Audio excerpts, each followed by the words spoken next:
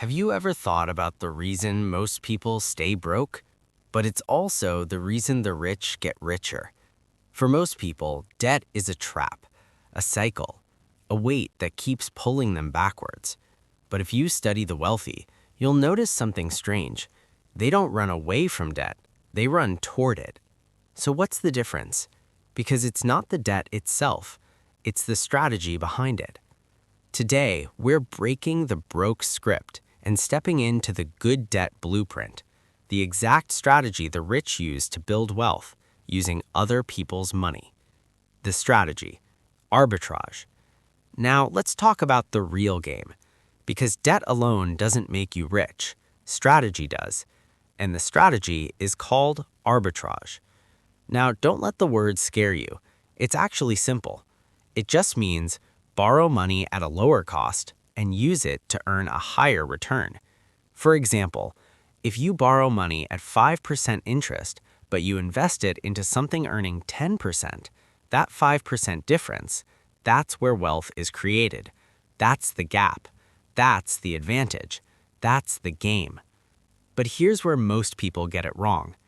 Average people use debt for consumption. They borrow money to buy things that lose value: phones, clothes, cars, vacations, things that feel good today but cost them tomorrow. The rich? They use debt for velocity. They don't just want money, they want money working in multiple places at the same time. While you're saving slowly, they're scaling aggressively. The three pillar. Now, if you want to use this blueprint, you must follow three non-negotiable pillars. Miss one and the whole thing collapses. 1. Asset backing. Rich people don't borrow for lifestyle. They borrow for assets, things that hold value or generate value. Real estate, businesses, cash flow systems. Because here's the rule: if the asset disappears, the debt should not destroy you. 2. Cash flow coverage. This is the golden rule. Listen carefully. You should never pay your debt. The asset must pay the debt. If you buy a rental property, the tenant pays the mortgage. If you grow a business, the revenue pays the loan. If you are paying the debt, it's a liability. If the asset is paying the debt, it's leverage. 3. Inflation advantage. This is where it gets powerful. As time goes on, money loses value, but your debt stays the same. So you're literally paying back your loans with cheaper money while your assets increase in value. That means your wealth goes up, your real debt goes down.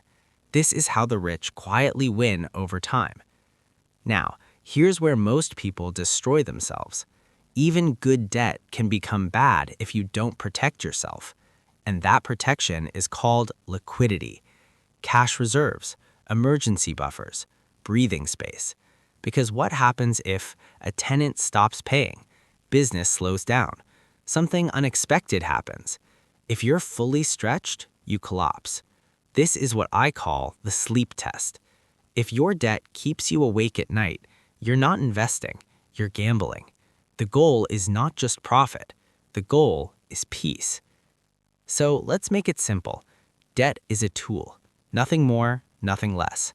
Used wrong, it destroys you. Used right, it builds your future. The difference is not income, it's not luck, it's not even opportunity, it's thinking. Consumers use debt to enjoy life now and suffer later. Producers use debt to build now and enjoy later. The rich are not rich because they avoid debt. They are rich because they understand it better than everyone else. So next time you think about borrowing money, pause and ask yourself one question. Will this make me richer or poorer? Because that one decision can change your entire life. Be honest. Are you currently using debt as a consumer or a producer? Drop your answer in the comments. And if you're serious about building real wealth, subscribe for more.